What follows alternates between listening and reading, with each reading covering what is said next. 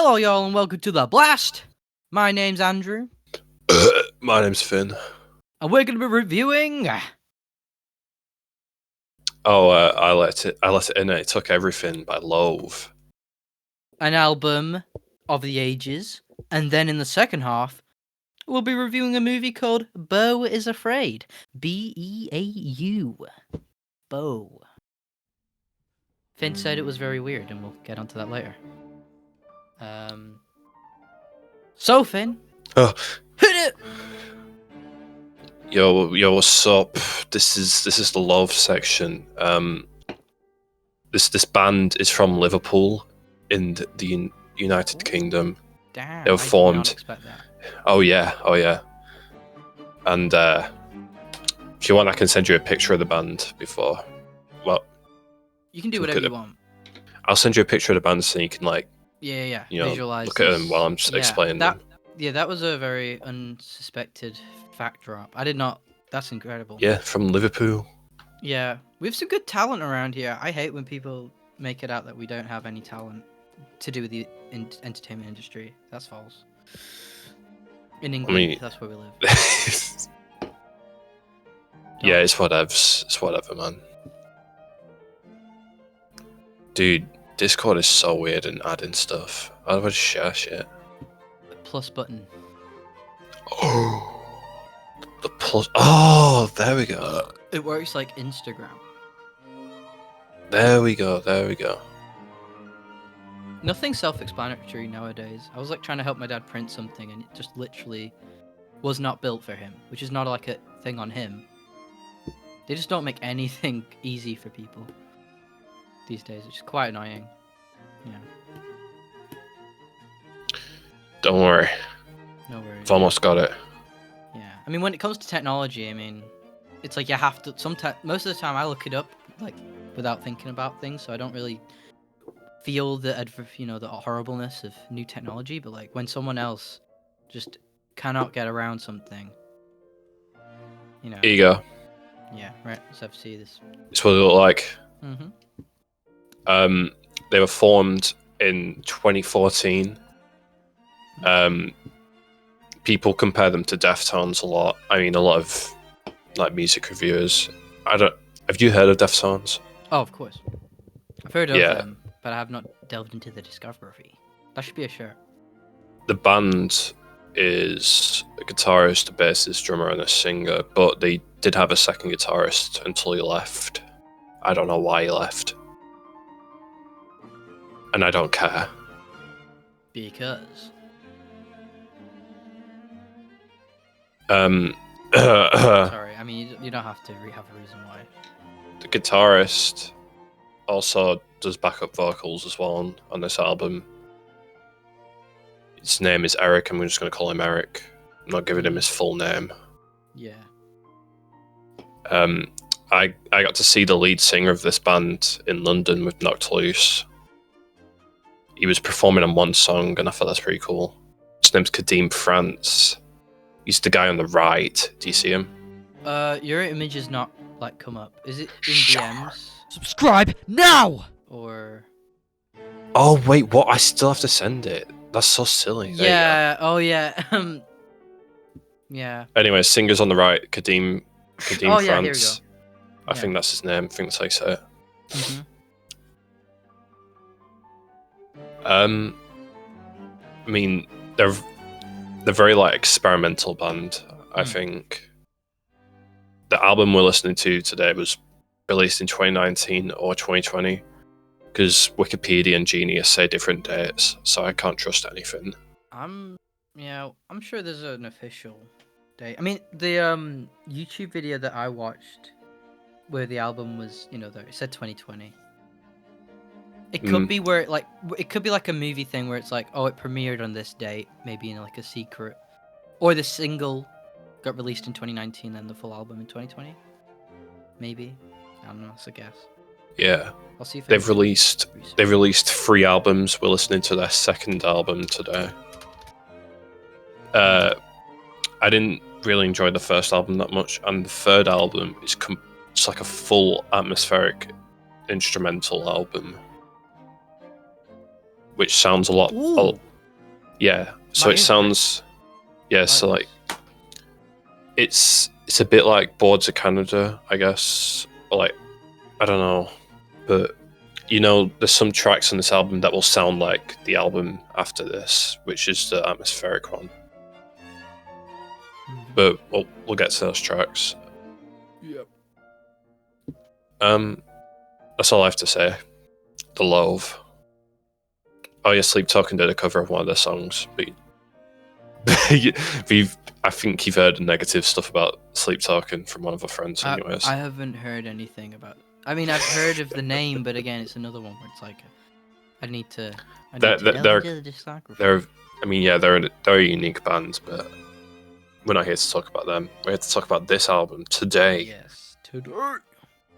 So we'll get started then. This album is 50 minutes long, and the first track is called Theme. It's an opening. Do you have any initial thoughts? What were you expecting going into this? I wasn't expecting anything. Well, okay, the image I loved because it made me think it reminded me of like 2000s album covers. You know, like just Yes, it's a very, very interesting album cover. It's a little abstract, but it's also like, okay, yeah, this is industrial. This is a bit. Oh yes, it is, man. A bit grand. Very cool. I like it. So it's like I was expecting that, and then the theme, the first tune, is obviously winning me. It's just a really. Yeah, it's got like synths and stuff. It's like lovely, super yeah. dark, and it's rain and stuff. And it's just it like basically soaks you in. It's like a warm bath. Bro's like walking around, and then he gets inside of his car, and it's just like wah! I mean, I don't have much to say about the opening thing, but it's cool, and the transition into the next part.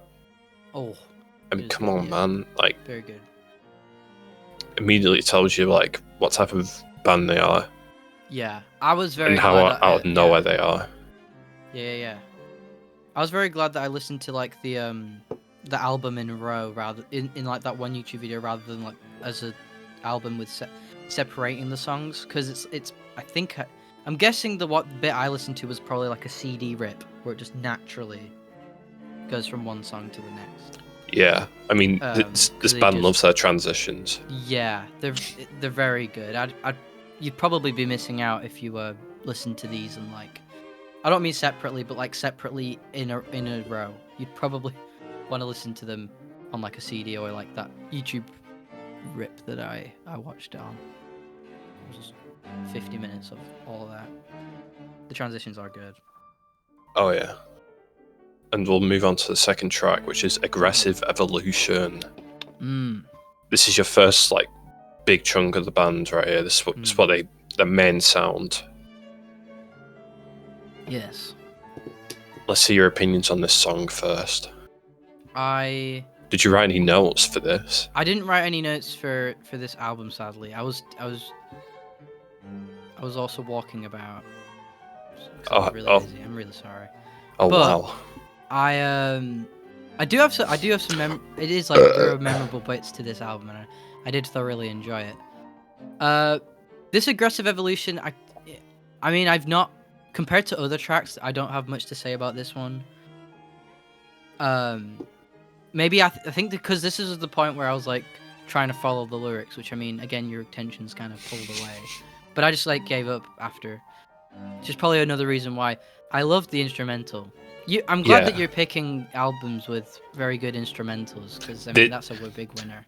Yeah, I love bands that just don't follow a similar structure. They love to like go a different way. That's what this album's like really good at. This album I'll genuinely come back to, because it is so like, it isn't again like wanting to be the just one corner.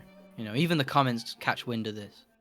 Oh really? You're reading comments and stuff as well? Just to get the outlook of. I mean, I know they're all going to be positive, but just to get the outlook of like what people are saying, or to know if anybody died in the band, because that'll be first.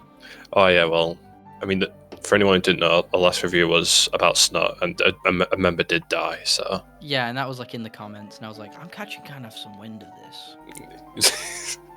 Something's kind of hinted here. Yeah, I mean that's depressing. That's awful. Yeah. But yeah, no, yeah, no, it's just a really good opener. It is like the real opener. I mean, I like albums with intros. You know, I love albums with intros, and I like the open up here. Boom. Yeah. I mean, I'll talk more about Yeah, the song because I wrote an entire like book about this one song, but I'll keep it short. Yeah. I mean, the introduction to this song, he gets inside the car and it just blasts into your ears with like this big screaming wail that I think is a guitar. I have no clue. The main vocalist is screaming on this this album, man. I don't think anyone else sounds like him, in my opinion. He's like constantly like gasping for air and stuff. It sounds like painful when he's screaming. But he doesn't just scream, he sings as well. And for this song, there's no singing from him. It's singing is actually from the guitarist in the chorus. Do you remember the chorus at all? No, because I gave up halfway through. I'm so sorry. Yeah, no. Wait, no, chorus. The chorus is just like "We will dance." Yeah, no, I couldn't. Sorry, this I was very distracted in this song, in this track list. I was like confused whether I should be following the lyrics or not. Well, yeah, they start off with that, it's like boom, wah, boom, boom. I'm trying to remember how the structure goes. I'm playing it right now. Bum bum bam, bum bum bam, bam, bam. I love that. It reminded me of Doom a lot. Like. Oh yes, that's a good comparison, man. Like a very, very quick, visceral, but not too quick. It's like yeah. It's like someone's marching with very big spiky feet. Oh yeah. That's what I'm comparing that to. So, yeah, they have that chorus. They go back to another verse, and then they do this with most of the choruses, but they switch up on choruses a lot. Yes. But they still keep the sound of that chorus, if you get what I mean. I see what so you on mean. The second chorus, they lower like the instrumentals down. It's just the drums and the bass, and they build it up to like this even bigger sound from the chorus. Yeah. I love this slightly emotional angle that I don't really see, you know, in the instrumental and the it's like I don't know how to fucking describe it. Unlike, you know, like it's a bit more on the romantic side. I don't even know like how to describe it, but it's like there's a slant to this song and other songs in this album. Yeah, I mean, like this. Yeah. Again, they get comparisons from Deftones, especially for the singy choruses. And Deftones are very well known for, like, I guess, being a bit romantic, you could say. Yeah, that's probably what I'm trying to get at. Fun fact, I'm on the YouTube video of the lyrics, and it says most replayed on, like, the opposite ends of the video. On the opposite ends? Yeah, so you'll never know what is the most replayed. Oh, that's cool. 50 seconds and 2 minutes in. For some reason, it says the most replayed on both of the bits. Let me hear what 50 seconds is like. Yeah. It's the chorus. Yeah. They have a pause. I just remember they have a pause before the chorus as well. Yeah. They have such tiny little details, man. It's crazy. On the when they got to the second chorus, they do the pause again, but you can actually hear like the drummer counting on his hi-hat this time. Yeah. I love those details too. Like when people play piano and you can hear like the fucking innards. Oh yeah, man. Yeah, it's like that. I like these. That's what they call a breakdown at the end of this song. And you can hear like the strings of the guitars like squeaking and stuff. And like they both scream like back and forth with each other, the vocalist and the guitarist. Yeah. and you can hear like more layers of vocals, and they even use like synths and stuff that you can hear in the background, like more of that atmosphere stuff that they do. Yeah. And then, yeah, I mean that breakdown, man, it's brutal. We'll move on to the third song, but before that, there was this weird person like whispering like moon runes before the next song. Did you hear that? Wait, it's like I don't know what a moon rune is, so it probably just flew over my head. Moon rune. It's alright, but people know what I'm talking about if they have listened to the album. It's like weird stuff. It's like whispering it. Yeah.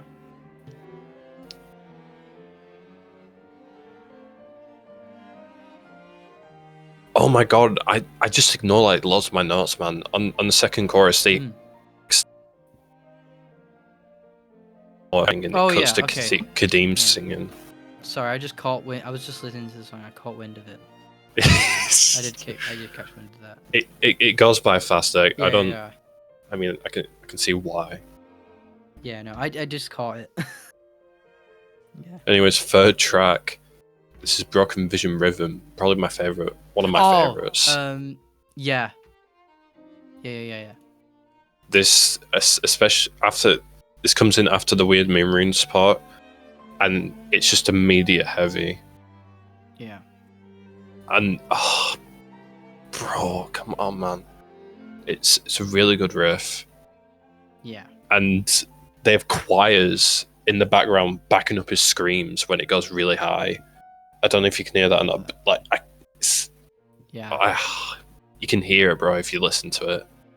I did. It was good shit.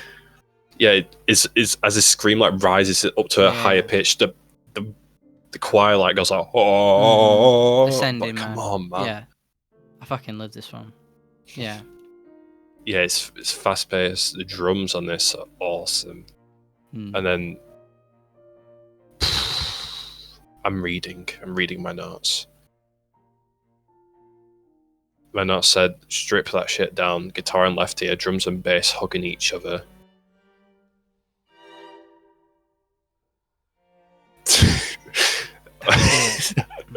There's a lot of notes saying, I'll check what he said on Genius later, but I haven't checked. Yeah. I mean, this song, man. It's so good. Yeah, I just love that it feels like a big like race to something. Yes! Fucking sick. I mean... Damn. I really wish I could get into music lingo so I could describe what I'm actually experiencing right now, but it's like really...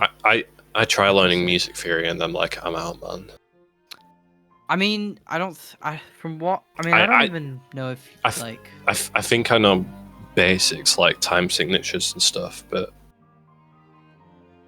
I think that's pretty much it for me. Experimentation's key, isn't it? From what I've heard, experimentation and knowing your own way is probably better, right? Yeah, but it's a helpful tool. Yeah, if you get what I mean. Of course, especially the basics. I'm sure getting a bit too deep into it will make you like a bit of a fucking smooth brain. I have no idea what I'm talking about, by the way. So down in the comments if you like music theory, tell me all about it. They're like super good at building intensity in this song, and they switched up again and again. It's like it's fast and it's full of stuff, and it'll slow down, and all the instruments together will just like play together to make like this massive world-ending riff. Yeah, and there's like bubble effects on his vocals and stuff. Like he'll scream it and it'll like bubble out and fade out and stuff. Yeah, like they just mess around with like voice effects so much on this song. I've just realized the album cover. Do you know how like the people are like standing? Yeah, it looks like feet. You're right. It's like one like really small big toe. Yeah. There's like 2 feet, 1 foot on the left and 1 foot crossed together. I think that is a hand on the right. That looks like a hand, man. Oh. Oh, But- like a hand inward, out. Sorry, like grabbing outward, and then yeah, okay. Sorry, yeah, okay. Now I see it. I see it. I see it. Yeah, anyways, this song ends with like Hmm. the song goes into like this like dreamy atmospheric part, and then Mm. it transitions into the next song. It's like they're sinking into a puddle. It's like really cool. This one's my favorite. The next song, Yeah, Oh. that's my favorite. song number 4, you mean? Yeah, Two-Way Mirror, it's called. yeah. Yeah, I That's my mean this favourite. one, this one's a banger.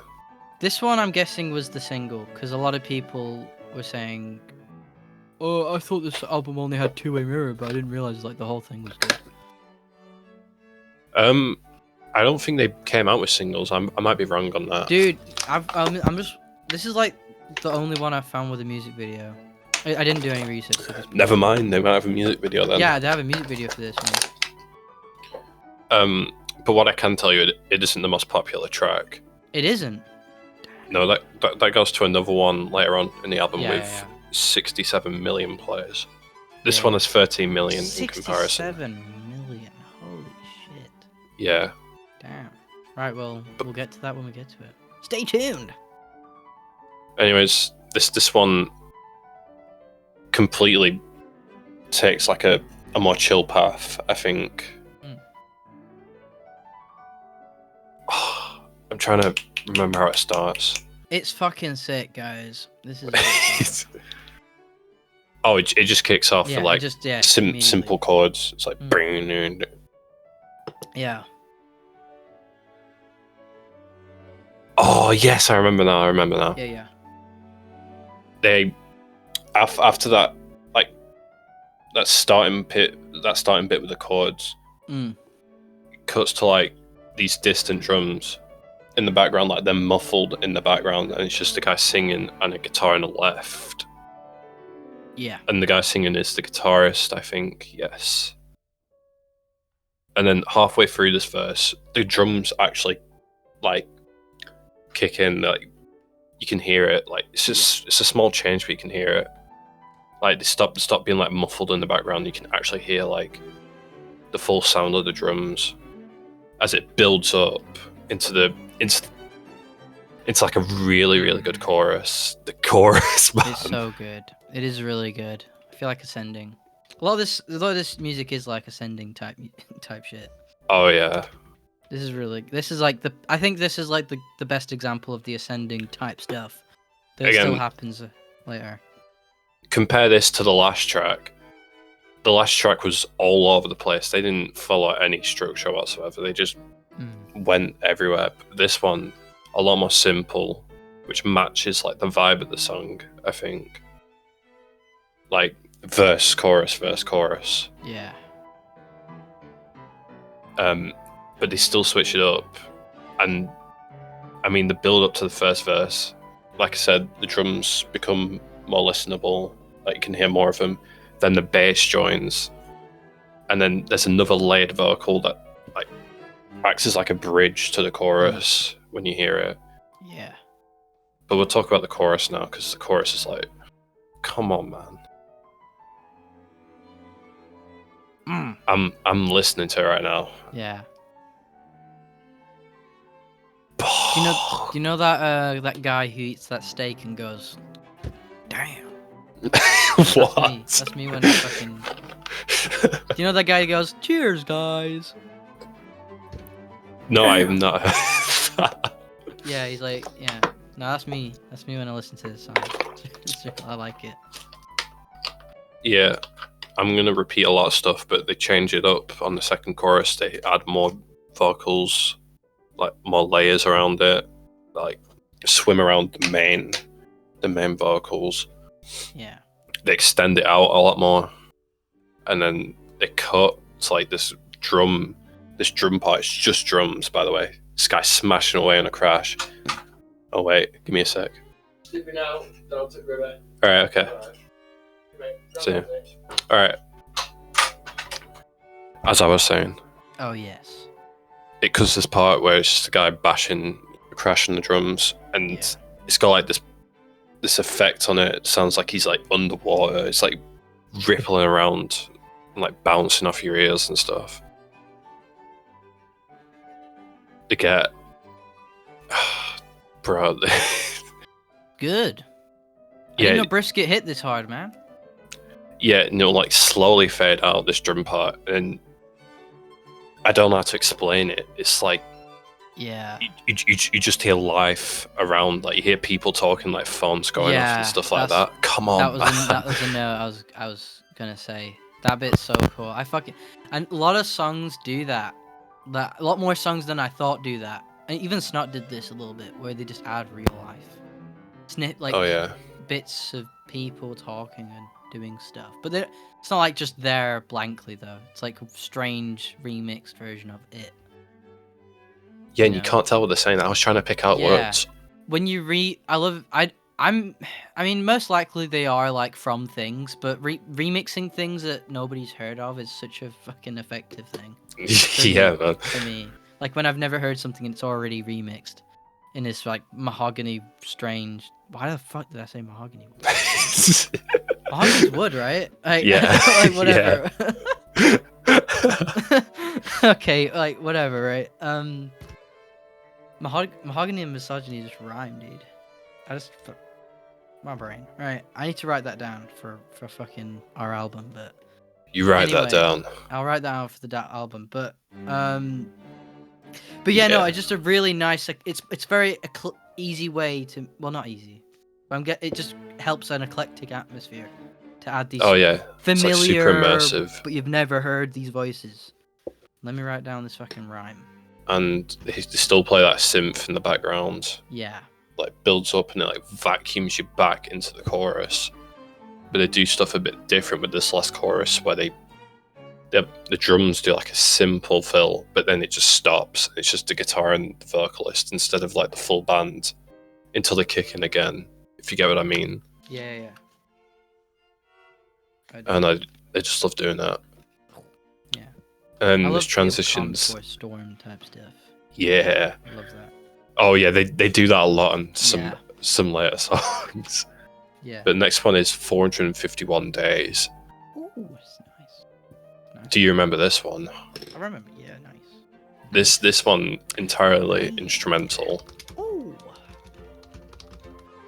Kind of like Theme, the first track. Yes. Yeah, it's full atmosphere, more people speaking and stuff. Yeah. It reminds me of that Snot song with the where it's that random address. I forgot what it's called. The Oh wait, I think I know what you're on about. Wait, yeah, go on. this is like it's not a similar vibe, but it's like a similar usage. I get what you mean. It's like you can hear stuff happening. Yeah, It's but like, you can't like it's like yeah. I think it's 313 you're thinking of. Yeah, I am there. Yeah, that one sounds a lot more like someone just drugged you or something, and you just like hear the aliens flying above you. I interpreted that as being in like a fucking post-apocalypse and everything just blow up, but you're only left with your memories. I love things that are interpretable. Very good stuff. Yeah, for me, 451 Days just feels like I've just fallen asleep in front of the TV. Yeah. And the news is playing in the background. And it's like, oh my god, they just announced a nuke's flying over. Yeah. Sounds like dread and despair with like the synths and stuff. Yeah. Nintendo nostalgic lo-fi playlist. Yeah. As the nukes go off. Again, they've done an entire album of this style. I'm just letting you know. Yeah. Oh, well, I will fucking check that out, because sounds like a match made in heaven. I'm always like, why don't some of these people make some instrumental albums? Well, like completely a year after this album came out, which is really cool. Misogyny. Are you looking right now? No, I'm just writing down the rhyme that I found. Mahogany. That's good. I'm sure we can make that work. Anyways, number 6, New Faces in the Dark. Transitions again, because they just like to transition, I guess. Let me get. They don't like the transitions. Oh my god! I actually had an ad in between my album. Fucking. Oh, that was. I Like, forget. what? I forget premium. Do you not have premium? No, I don't. I don't have premium now. A shame. I had it like 2 years ago. Time is going fast. I can see why lots of people have premium because you get like Oh yeah, the music stuff and you get ads off videos. yeah. Premium is great, but it's expensive. Oh, YouTube's made it a pain. Like minute ads. Oh, I actually don't even bother. Oh yeah, To be unskippable fair, by the way. That's good because I fail to admit that I'm addicted to YouTube. When you're saying that these minute ads like keep you off YouTube. Yeah, they do. Damn. Makes me like, hey, you know what? I'm gonna watch a movie from a film that I've already bought, like Beau Is Afraid. That's New Faces in the Dark. Yeah, it still sucks though. Oh yeah, it does. I also don't get. I thought creators could choose when their ads are, but I guess not. Yeah, I don't know. We'll know Anyways, that. New Faces in the Dark starts off with this cool sounding guitar. It's like it's like a cool tone to it. I like it, and they dive straight back into heavy. Yeah. Away from the two-way mirror song, more Yeah. back into the Broken Vision rhythm. Get with it, Grandpa. Yeah. Again, this drummer is like super creative. He like, I couldn't come up with half the stuff he comes up with. Yeah. We get a part. My voice is. I need water. Give me a sec. No worries. We get a part where it's just lead singer, lead vocalist, Kadeem speak I guess like speaking like a muffled thing on it. You can hear his accent in it if you listen. Like, bro, that guy's from Liverpool. Who? It's like 50 seconds. I'm pretty sure. Okay. Time stamped it. It's like, oh no, this is true. Are you looking at it right now? Or you just Yeah, you of just sat there? course. No, Alright. no, I'm concentrating, bro. Yeah, I see it. Yeah, I you what you're see saying, it, bro. I do. Then they slam into it, and then pause, weird scream into this really cool part of like a bell ride on the drums, like a bell ride beat, and then it's back into like the like standard chorus for them, more singing with the guitarist. They have a part where it's like the lyric. They have a part at the end of it. The lyrics, a cold soul seeking warmth, and they have such a cool way of messing around with it that it has like a shaky fade out.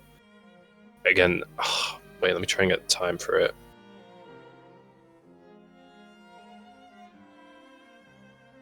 I've got it. 156. It has this really cool effect on the vocals of like him slowly fading out, but it's like his voice is shaking as it goes out. It's like he's actually cold, like his lyrics are saying. Yeah. And then there's probably my second favorite build up on this album. It's like ominous and scary. It's like dung, dung, dung, dung. And it will keep going to that, and then you hear like wailing in the background as it builds up, and then beat me to the ground, and it's a simple drum beat, and like it's perfect for like people like to headbang and stuff. Yes. The more it goes on, the more they use stuff like double bass. You know what double bass is?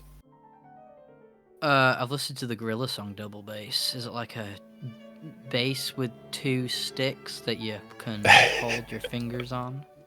A double bass in drumming is like you have a kick pedal that you can kick and stuff. Well, this guy has two kick pedals that you can use with both legs to make faster kicking sounds. And on both legs while he's playing. It's like super cool to listen to. So it's not about bass guitars, it's about the drumming. Yeah, it's about drumming, double Ah, bass, that makes sense. double Okay. bass drums. Yeah, that makes a lot of sense in that Gorilla song now. Because even though Which there's song was bass, that? Was it called it's Double in the Bass? original album. It's literally called Double Bass. It's like I can't do it. I can't mumble it, but it's an instrumental. And like, yeah, there's bass guitar in it. I think I'm pretty sure, but like I get it now because the drum kick is like a bit more like. I feel like it'd be difficult to do that with one. Yeah. Well, we can review the Gorillaz album here. Do you? Hell yeah, we can. Yeah. Oh, I'd love to do Plastic Yeah. Beach one day. Oh yeah, no. I'm planning on every 10 episodes we switch. Oh, you want me to recommend films? Oh my god, Yeah. I already know what my first Yeah. film would be. Do you think every 10 is a good switch, or do you think every? Yeah, 5? that's a 10. good switch, bro. Yeah, 10's a good switch. Track number 7, Red Room. This is the most interesting one for me, in my opinion. It's not my favorite, but it's the most interesting. Yeah. Do you remember Red Room? Let me just have a bit of a reminder of this one, because it's one of the ones I've probably forgotten. I'll talk about it while you listen Yeah. to it. Of course. It's probably the most underrated track on the album. Some people might not like it, but I think it's awesome. You think it's gonna be like Oh no, I dark- love this one. you think I it's gonna be like a remember, I remember. darker like 451 days, and then it's like jump scare you with the band like coming back in, Yeah. No, I Like love this one. like a primal beat on Yeah. the toms and stuff, I and love then the patience, but also it's not dumb. Like it's not just quiet and nice for no reason. Like it just goes for it. Love it. oh yeah, Kadeem just screams at you, and then everything cuts out as he's like rambling on, and then he takes a deep breath, screams, and it's this wall of noise. It's just a wall of noise, and the guitars are like screaming at me. Like they've actually made the guitars able to scream. This and the last song remind me of vampires, and I think that's intentional. Yeah, like it feels that the noise feels like it would be able to like blow something off my face with how like loud and Like big if you, it is. Like if you like put it on like a subwoofer and it would like blow something up. Yeah, like my hat will like fall off or something. Oh, yeah. Oh no, my hat! Yeah, it's My just a wall of trucker noise. hat. Anyways, very, very heavy. Mm. And then it's into Screaming, track number 8, my favourite song. I like this one. Oh yeah. Let me just bring it up. I got a little reminder, but I did love it. Screaming is a lot more chill and laid back. Yeah. It's got an upbeat tone to it. I mean the drum beat's very nice. Makes me want to dance. Yeah. We get like offbeat parts and stuff, and it goes back to the simple beat. They both sing, both vocalists, they sing back and forth again. Like Kadeem will sing for one bar, then it'll be Eric on the second verse or something like that. They build more distorted guitars, all that stuff, man. And then the chorus, it's the best chorus on the album for me. My No, opinion. I see it. I see it. What is there any like heated debate on this? I don't think so. I think Yeah. Everyone think has it's- their own. yeah, I mean, all of these songs are really good. Yeah. When if you ask like a normal person who knows about Loathe, like what's their favorite chorus, they probably say the next track because it's Yeah. the most popular, obviously. Okay. Obviously. Okay. Yeah. Usually there is like a consensus with a band, but with this one, it'd be very hard to find it. I mean, each song does very different things, even when they're in the same genre.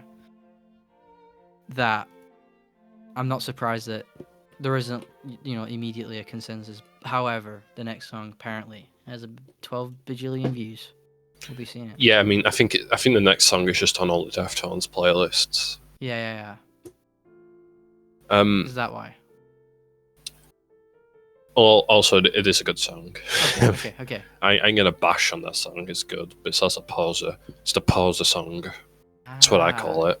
Oh, someone steps in to help. So it's like a, yeah. Or the, what do you mean by poser song? We'll get to the song. Okay. Anyway, screaming. Like I said, cool Yes. chorus, has a nice little solo. Yes. And after that solo is a clean fill, and then it's the kick crash spammed. And then get rid of all those guitars for a sec. It's just singing like this. It sounds like he's singing like I don't know how to explain. It's like a really echoey room. That's how I'd explain it. Reverb? Yeah, but it doesn't. It's like really reverbed, and it's like the quality's a lot less there. It sounds like it's been recorded on a phone or something. Yeah, they're probably messing about with degrading and adding quality to the different voices, which I mean just works really well for metal. I mean it worked well for when like in that EP we reviewed by Tearing the Fabric of Life by that was Knocked it. Loose. This is a Patreon it's the only Patreon exclusive comment. It's the only one you're getting. It's the only one you're getting unless one person goes in. But that one yeah, that was like had like the voices like breaking up and stuff, and it just helps a lot. Oh yeah. I mean, Yeah. come on, man. That one actually had him like sounding like he was inside the car Yeah. trying to get out. Which, I mean, I don't know what I'm talking about here, but I mean, the main premise of that entire EP was like crashing the car, so it makes sense. Yeah. Well, yeah. I mean, these changing of the voices are done thematically, which is very Yeah, and good. I mean, they love to experiment with the voices so much, and with the headphones. I forgot, especially on this song, you need to wear headphones while listening to this album because Yeah. on this part that I'm talking about, his voice will like move to the left ear, and then on the next Yeah. bar, his voice will go to the right. It's really Headphones cool. are a really good sound system. Yeah, man. We can't leave out the audio files here. Can't leave them out.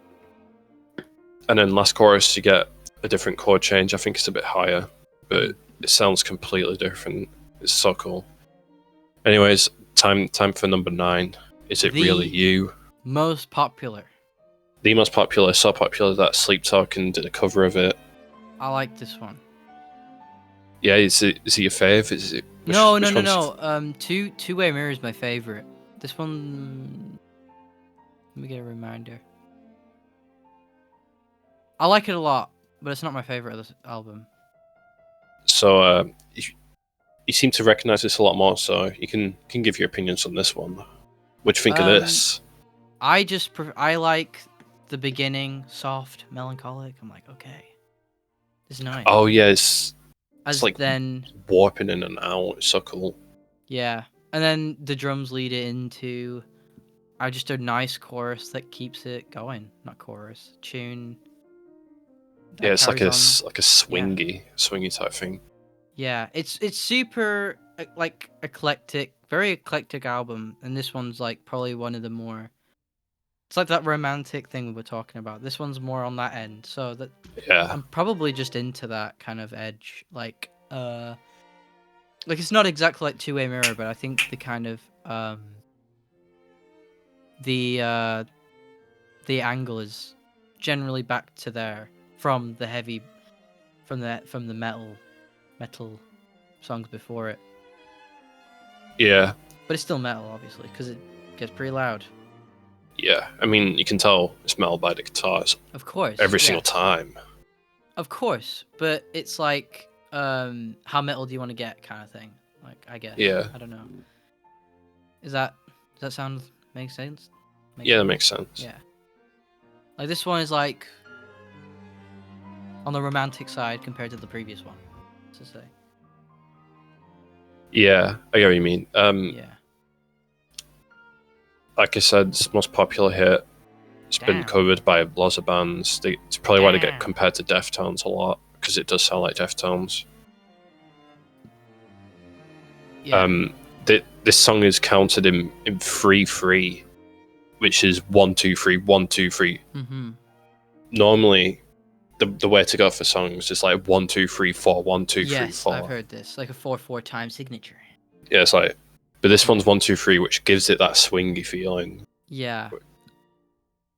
And it's the most popular song. It's like cool. It's seamless. It doesn't sound like off or anything like that. Like it's meant to, I guess. I mean, when you're dealing with different time signatures, it's like harder to pull it off. Basically, without it sounding awkward. It's like move along to it. Yeah, it's a coincidence that like recently I've been looking at like it's been really funny listening to music people react to this specific like song tune in like Deltarune Chapter 4. I Oh wow! won't spoil it for you, but and people will know what I'm talking about when they've played it. But there's like a tune that like really stumps people trying to replay it live. You know, like those channels where like I do drums to video game music or whatever, right? It's like those types. So like somebody trying to, and then you hear them trying to count the time signature, and it's just absolutely mental. So like I know a tiny bit more about it now, like a tiny bit more. Yeah. So I'm like, why are people freaking out? Oh right, that's why. Yeah, it's mostly because musicians just get brought up on the 4/4. Yeah. Yeah. Like different time signatures are just more advanced stuff. But again, they pulled it off nicely. Yeah. What's the time signature? I'll look at it. It is 3/3. 1 2 3 1 2 3. Yeah, I did not know most of them were in 4s. Apparently, that is just 4/4 is that like apparently the most conventional one. Yeah. It's easier to count as well. It's like, especially for like drummers, because the drum beat length first is just a 4/4 beat. Yeah. That's 4/4. The Deltarune sound I'm talking about is apparently in 11/8 and 12/8, and then 9/8 and then 11/8 and then 12/8. That's like Tool levels, man. I need to listen to that. Yeah.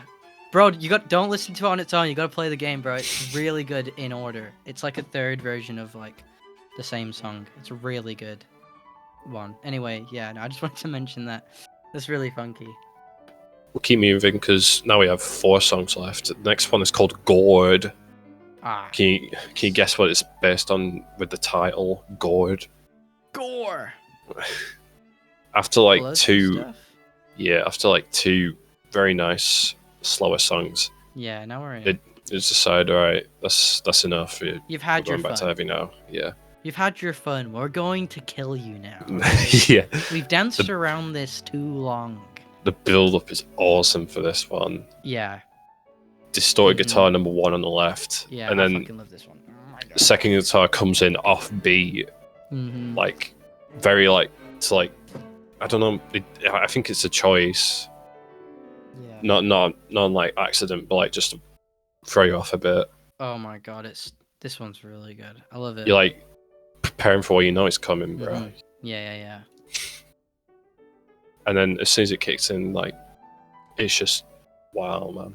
This is like a roller coaster, but the uphill was the only part with just strobe lighting for the whole time. And then as soon as you go down, the strobe lighting's just not there. Yeah, you get like loops and stuff, and like corkscrews and stuff. Yeah. It's like being on Icon. Yeah. Well, except Icon doesn't have an uphill. It just fucking goes for it. Oh yeah, it launches. Yeah, a double launch coaster. The double launch. The first double launch in the UK. Theme Park Worldwide loved that fact. Yeah. This is the first double launch coaster in the UK. Sorry, I can't make fun of him. He went to Epic Universe. He's had a kid now. Oh yeah. And you got to meet him as well. Lucky you. I did meet him, yeah. Personally. Joking. Not really.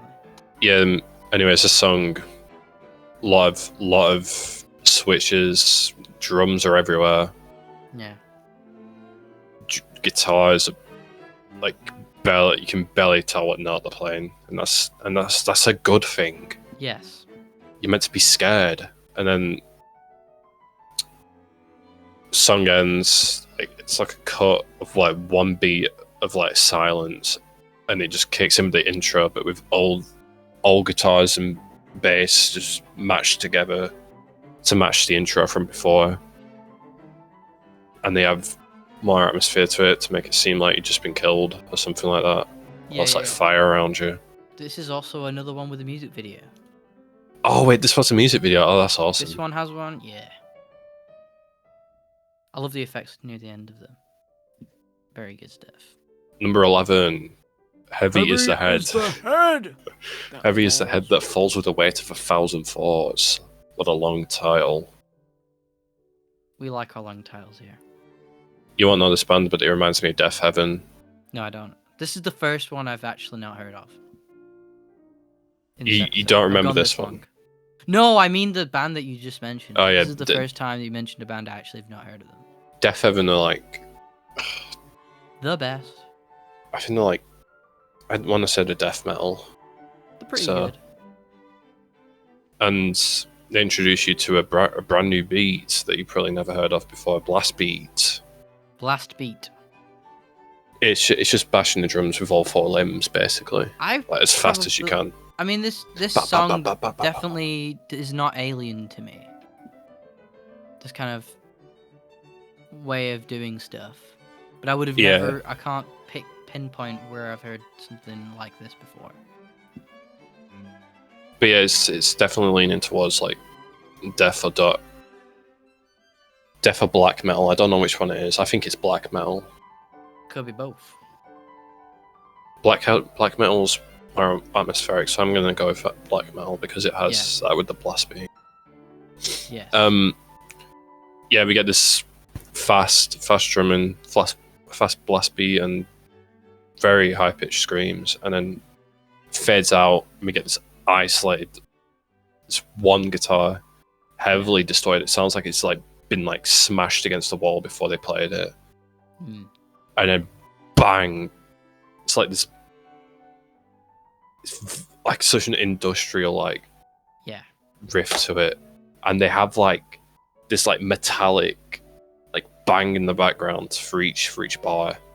I don't know if you heard it. It's like a pang on like a keg or something. No. No. Do you not remember it? No, I don't. I'm trying to if I can get a reminder of the video. I did remember it. I guess I like the way it starts. And I like the part where it stops. I don't know. I think this is the one song where I feel like they're not alternating enough for my taste. Maybe. I don't know. It was a completely different intro for me. That's No, like, I love. No, it is. That's what I'm saying. Like, apart from like the intro, where I'm like, oh, this is great, and then it moves on to like the rock, the whatever you called it, whatever you kids called it, the thing that I didn't, the blast metal thing. That's cool. So yeah, I mean the first part is like the blast beats and black metal, all that stuff. But then around the 56-second mark, that's the part I'm talking about right now, with like the metallic pang and stuff. If you listen to it, you can hear it. It's like I'm doing. It's like the banging of metal. Oh yeah, I see what you mean. That's a cute, nice music detail. Yeah. Reminds me of Slipknot, because Slipknot famously used beer kegs to bang on with a metal bat. Yeah. Yeah. Yeah. Yeah. Slipknot's fucking sick. Yeah, and they have a clown doing that for some reason. This one is probably like the most vicious he is with his screaming. Like he's gasping for air.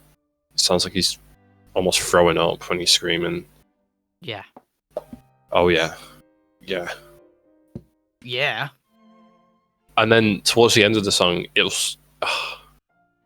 slowly fades out. Then we get this weird like crowd, this weird like quiet. It's like kind of out of tune, kind of not. Around. It's 4 I'll let you minutes. listen to. Yeah. Yeah, hot. 3.5 minutes. The choir just comes in. Yeah. Very unsettling. And then they fade out, and then you just get an acoustic guitar just playing by itself. Like, how did you get from the start of that song all the way to a guitar at the end, and just a single acoustic guitar?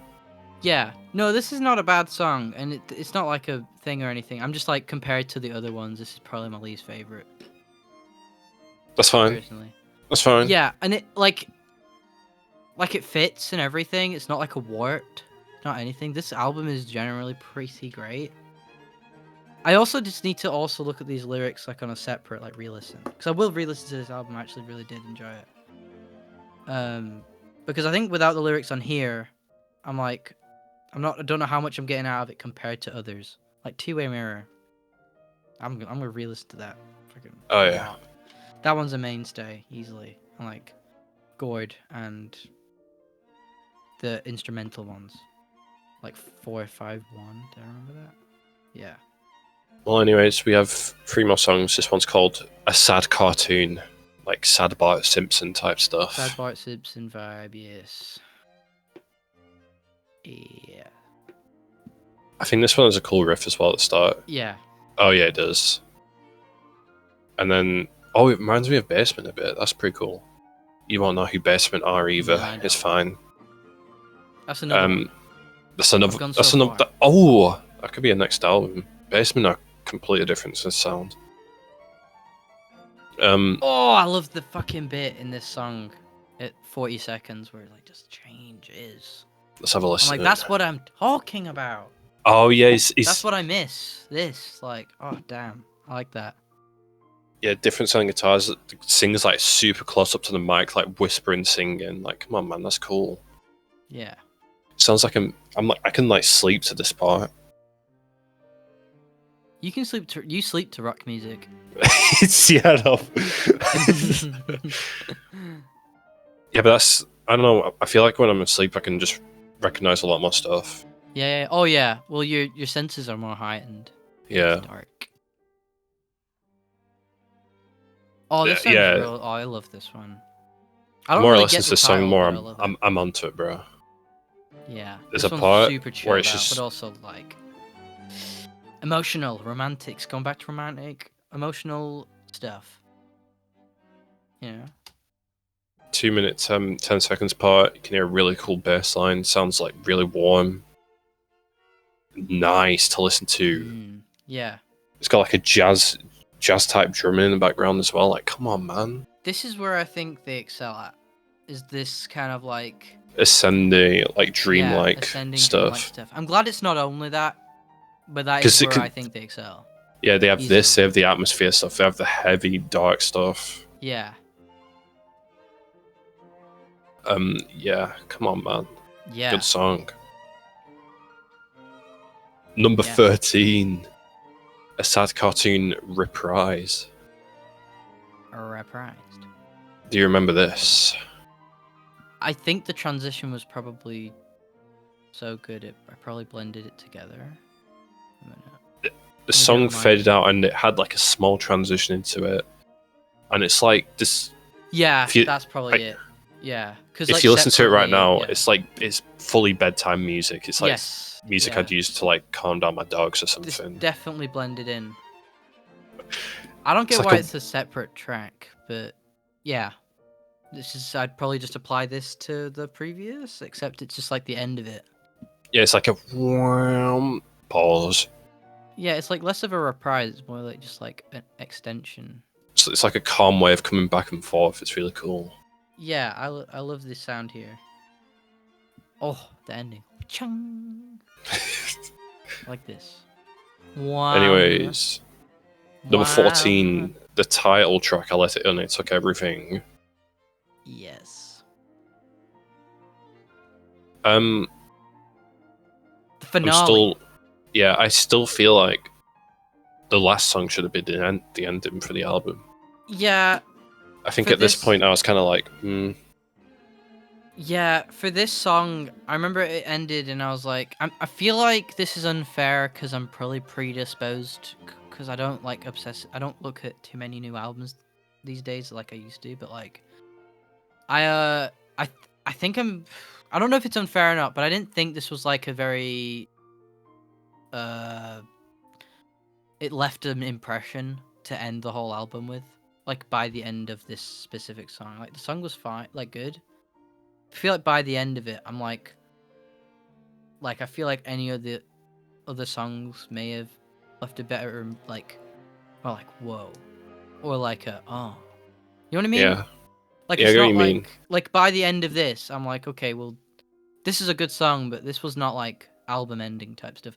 I might be predisposed to a type of, you know, like ending though to albums. Like maybe I am. Though there are definitely albums like with like Cracker Island from Gorillaz where it's like that ending sucks.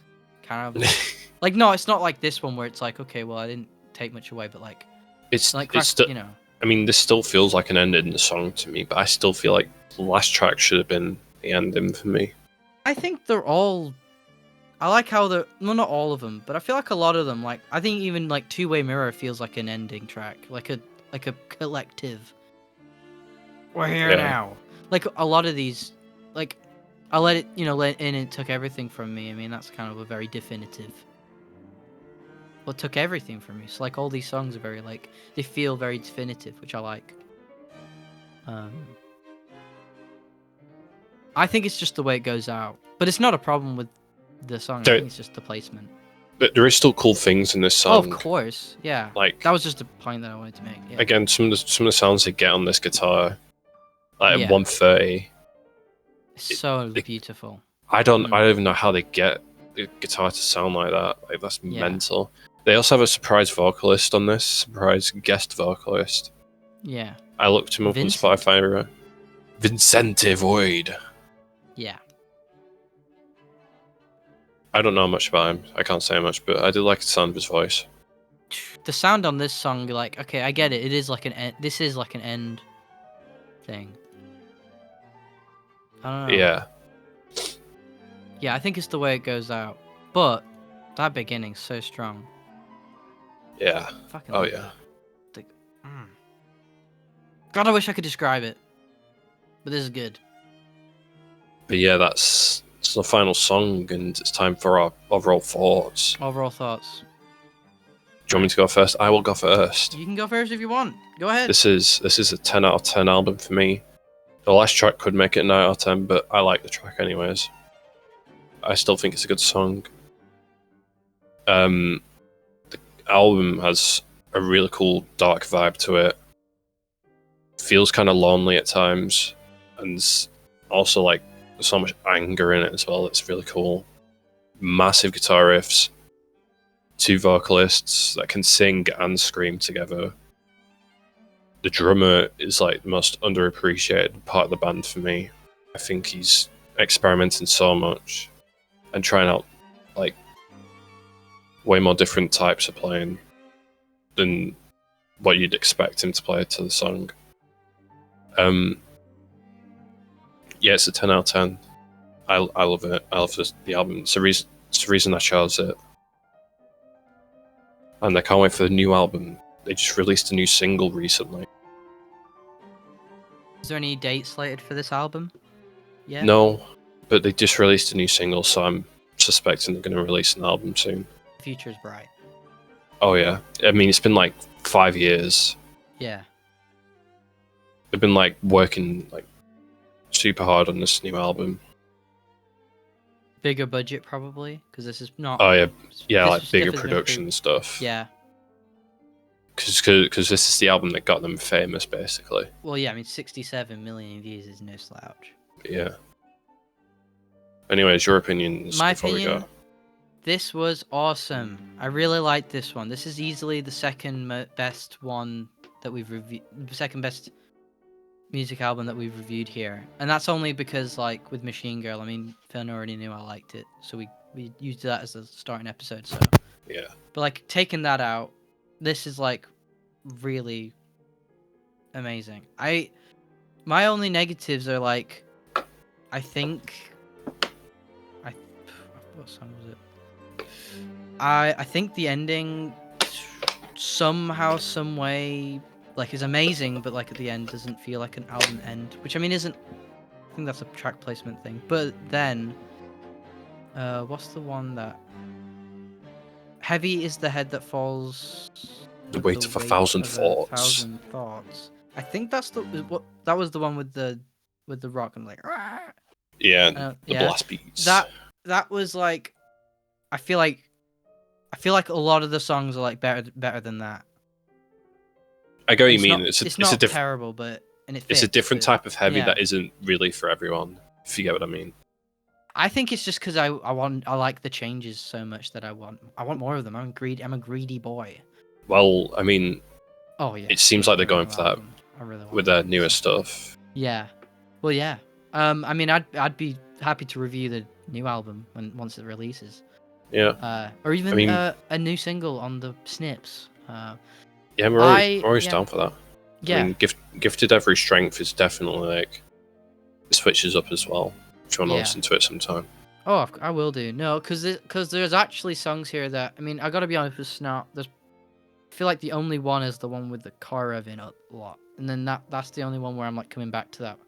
This one, there's like quite a few where I'm like, okay, this is a mainstay. I like this, and I will listen to this album again with lyrics, and I mean it. So I'd give it an 8 out of 10. It's really great. I love the eclectic sound. I looked at the comments, and like one of the top ones was like, I don't know how I did it, but this is the type of sound I've been looking for.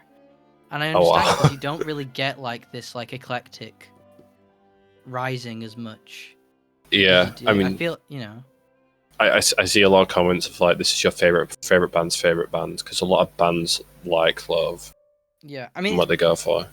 Yeah, I mean that eclecticness I feel like isn't something I witness in like metal albums, you know, more like other genres. Yeah. So it's just great. It's a great listen. I didn't feel the time too. It was great. Fucking loved it. I need to look at it again. And we'll definitely review the new album when it releases. We'll do it. Yeah. Yeah. Anyways, it's onto your onto the movie. Leave a like.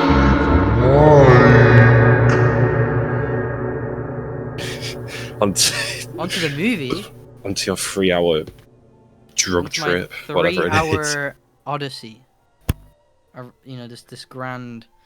I have very few notes to this because I couldn't keep up. That's fine. Don't worry about it. I've watched this a lot, so. Oh hell yeah! Well, you can introduce me to everything. Sure. Yeah. I mean, I won't go by like plot by plot. I'll just go over. I don't have notes for Beau Is Afraid either, but I don't think. You can tell me like who directed it, any of course, cool facts you know. Well, anyway, Beau Is Afraid is an A24 movie. Directed and written by Ari Aster, who's known for Hereditary, Midsummer, and will be making a film called Eddington that'll be coming out later this year. I can't wait for that. It stars Joaquin Phoenix as the Joker guy. The Joker guy, the Napoleon guy.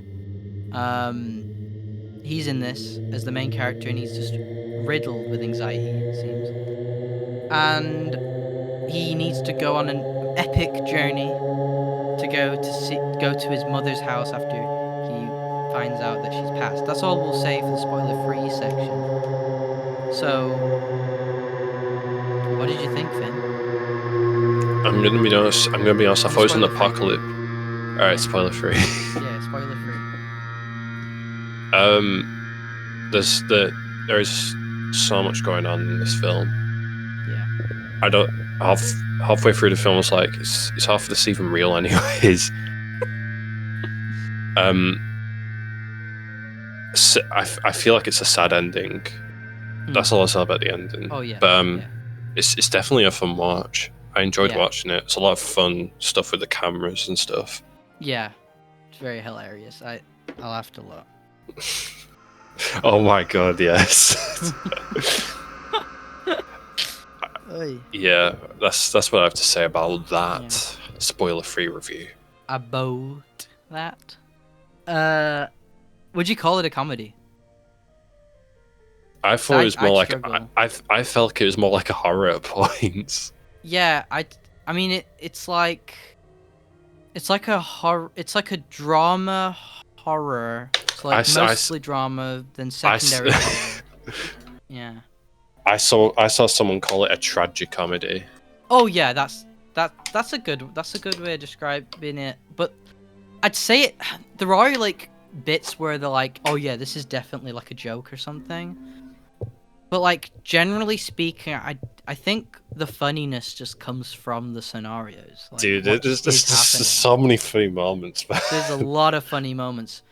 But what I love about these funny moments and why I struggle to like just go, yeah, this is a comedy, is like they don't feel like they're set up in the same way as like a joke.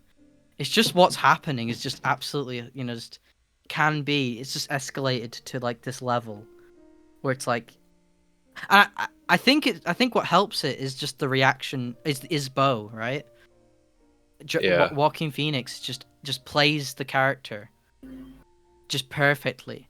He's It's like his reactions like really translate well to kind of what you may or may not be thinking at that point. he's also really easy to manipulate as well. Like this guy will do anything. Yeah. Yeah. This film is probably, from my eyes, and I know that this is not like a very popular film. Like, Oh, I really? think most people have like forgotten about it already, and in those that did watch it, I think most people on Letterboxd rate it like a 4 stars, but the general consensus is like, not very good at best, like a 6 out of 10 good movie. I don't see, and like a lot of people who love it are like, I've seen like comments and replies to them being like, yo, didn't like it. Okay, come on. However, this is like one of my favorite movies of the recent like half a decade, right? This is like, I just find this like it ticks all my boxes. I feel like it's probably one of the most cinematic movies that I've seen in the past 5 years. You know what I mean? Yeah. Well, not past 5 years, but since the new decade began. This is definitely one of the most cinematic, and I feel like it uses film. I mean, this is I don't know how much budget the new Eddington movie has, but this is like a bigger budget than Hereditary and Midsummer, which is like what Ari Aster is known for, right? I love Midsummer. I watched it first time last year in the luckily at the BFI IMAX, the director's cut, and it's like, yeah, that was an amazing movie. Hereditary, I love the beginning of it, but like as it goes on, I won't spoil which point because it is spoilery. There's a point where I'm like, this has gone from really clever to like a bit generic horror movie-esque. Beau Is Afraid, Ari Aster uses all of his like popularity from those two movies, right? Because those two movies were dead popular, right? You may have heard of like Hereditary because people at the time were calling it like the scariest horror movie ever, right? I haven't heard of it. Nah, at the time it was everywhere. I mean, but anyway, Ari Aster leverages all that popularity and makes this, and I'm like, this is just amazing. It's like we've got a bigger budget than both of them. It's like a $40 million movie. Yeah, it definitely looks like one. Yeah, I mean, the thing is though, is that like that's not a lot, like in movie standards. At the time when Beau Is Afraid came out, it was like the most expensive A24 movie. That's blown out of proportion now by Civil War, because Civil War was 100 million. But like this movie, I feel like uses every penny of that 40 million or so. It's just absolutely insane. And it's not just insane in like, oh, it's wacky and crazy at points, like the trailer will show. But it also is just like, it's like 5 movies in one. Except they all still have like a good focus to them, at least in my opinion. I know a lot of people probably not agree with me on that one, but... Well, yeah, I mean, stuff still comes back from like parts of the story. Yeah. Yeah, there's like a progression to it, and there's like a focus on... Well, I won't spoil, because I think the fun comes in from just watching, like, why does anything happen ever? Though that is not, like... Without going into... Before I go into spoiler territory, I just... My favorite thing also... Actually, no, this is a spoiler. You know what? We're going into spoilers. Watch the movie, if you haven't, before you look at our review. From now onward, we're going to go into spoilers. Spoiler time. Now we're going spoilers. So, one of my favorite things about this movie is like the universe, right? In what you are seeing, it is like no. I've made it after my like the rewatch that I did, the most recent for this podcast.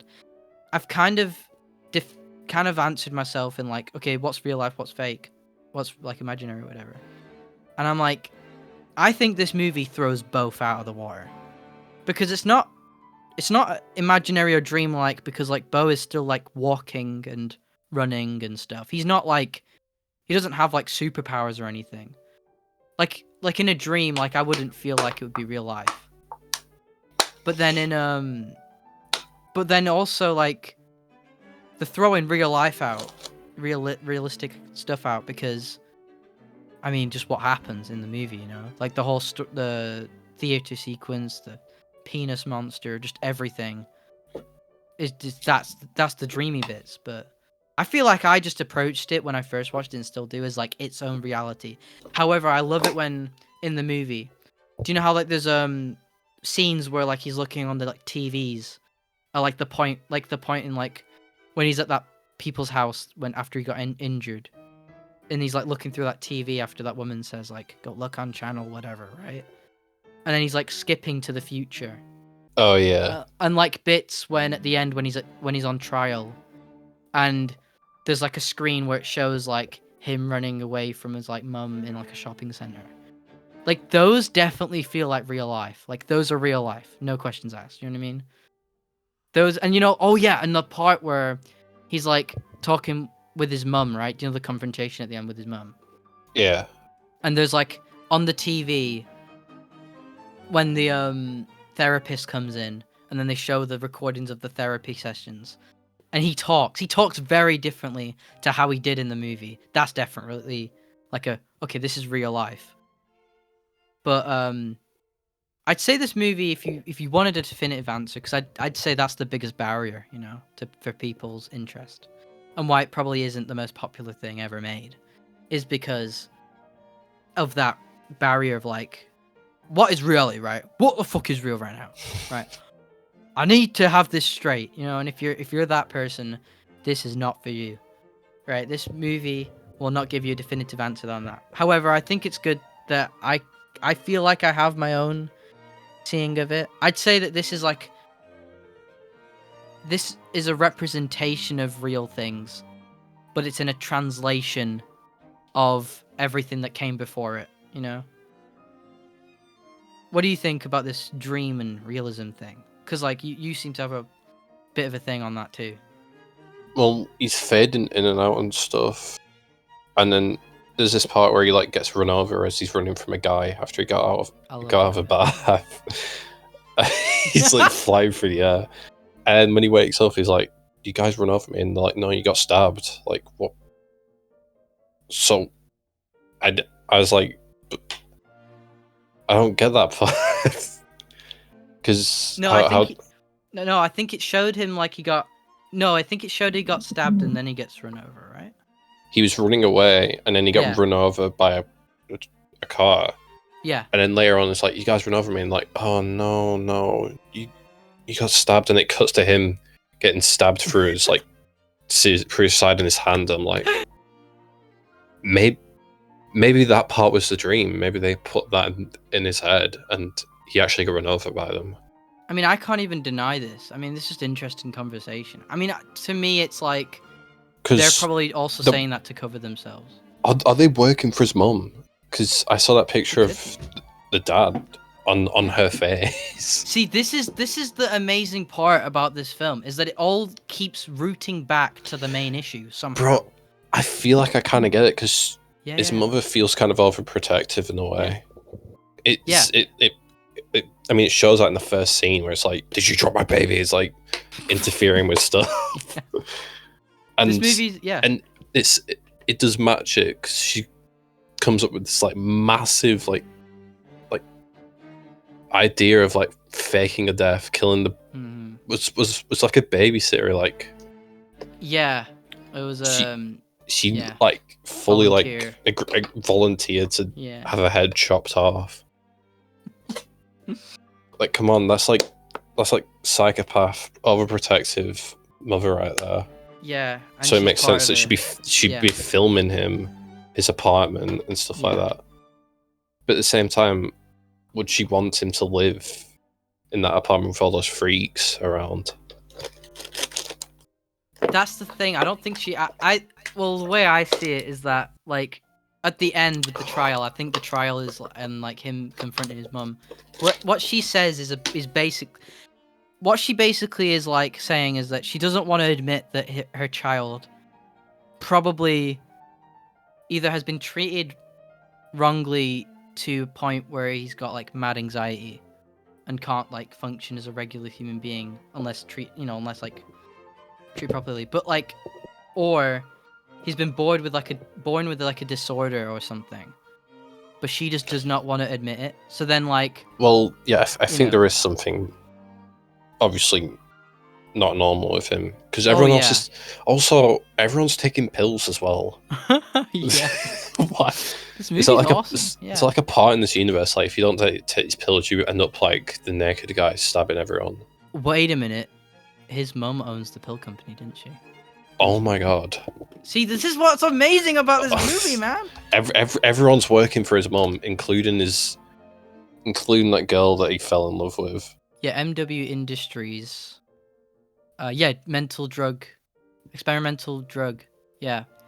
Oh, wait a minute, experimental drug? Okay. Oh my god. See, this film's right. The film, even from the start, it's like, if you pay attention, if you've watched it enough times like me, you will spot, like, it's literally like... it's all over the place, like, it's just everywhere. Not only that, but it's also always feeding itself its own plot. Like, it's a infinite freaking loop. So, like, in the beginning... Yeah? Yeah, it all makes sense now, because, like, his sister is, like, an adopted sister. She's munching on those pills too until she ends up drinking paint. So why? Why was she making him drink paint? Why does she want him to drink paint, bro? I don't know. That's the shit's just... Well, it's probably jealousy for Beau. Because she just probably got the worst attention span in the world. Ramped up to like... Yeah. Ramped up to like 1 million, bro. Like, that has to be because of the pills. Maybe, yeah. Well, yeah, the dad says don't have so many of those. Yeah, and don't mix them and stuff like that. And he gives them... Oh my god! You know what? You've probably opened my mind and kind of figured out the narrative, because that guy, when Beau's with the other people, with the mental people... Not mental people. Do you know the people that rescue him? You know, we were just talking about. Yeah.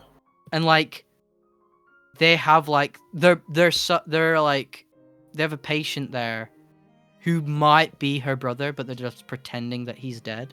That's my like interpretation of that. Do you know the guy that keeps rolling around like doing gun noises? Oh, you mean the guy who has like very clear PTSD and can't let go of his past? Yeah. And kind of acts like a dog that lives like it's like the family pet. Yeah. Lives outside in the caravan. Right. So for anybody that's not watched this and listening to this, yeah, that stuff isn't funny, but you have to watch the fucking movie to know. Yeah, this guy's like walking up to him, army crawling, and he like crouches and goes like shh, and then runs into a bush. And then later he props up like a couple times throughout the movie. I think it's the same guy. Yeah, I mean, he's referenced like throughout the entire movie. I think he's the brother, you know, but they just want to pretend he's dead even though he's mad. He might be taking those pills and on his own little Beau Is Afraid journey. Yeah, and also the sister was walking up to him at his caravan in the middle of the night. You might be onto something about the pills, because I did not pick out that like everyone is having the same pills. Everyone might be on their own little Beau Is Afraid journey.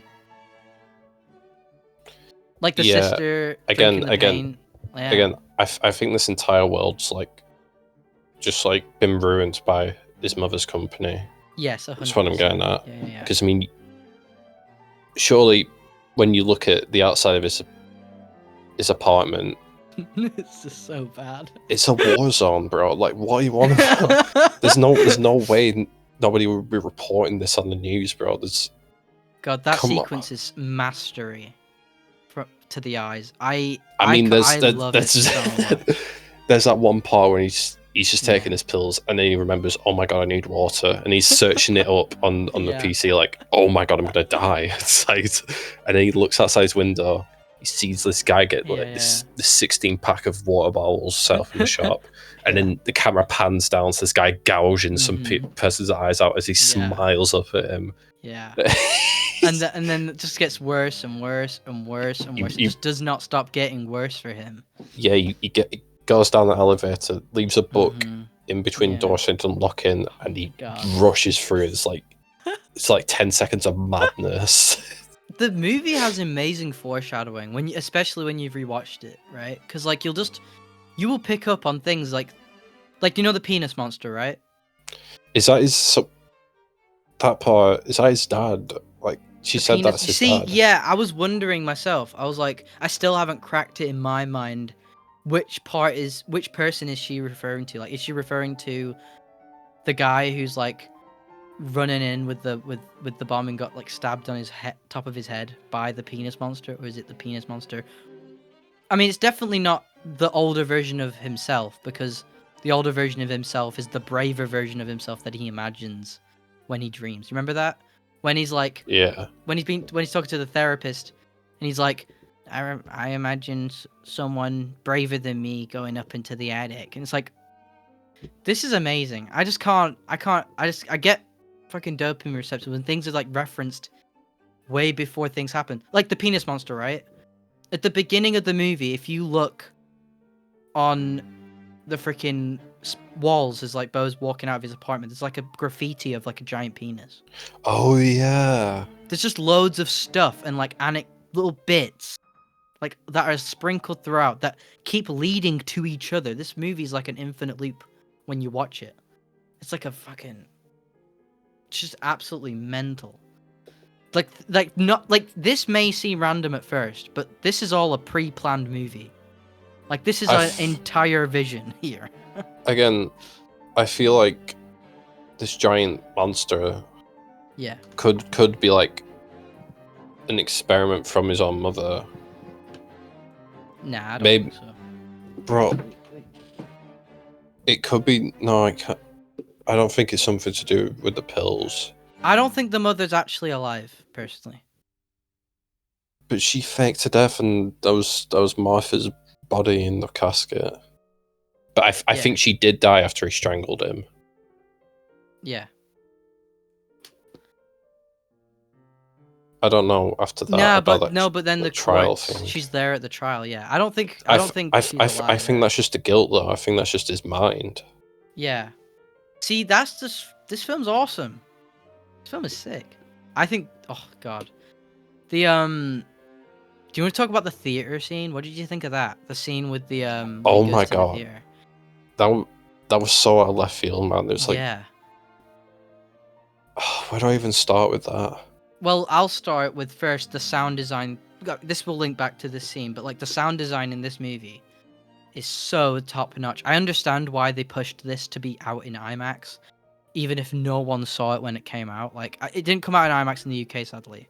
I would have killed to watch it in IMAX, but in America they pushed it as like a bit of an IMAX movie. Surprising. Like, I don't think any A24 movie was like an IMAX marketed movie, but like whatever, right? The sound design in this movie is incredible. At that theater scene, I feel like the sound design goes a long way into like trying to like.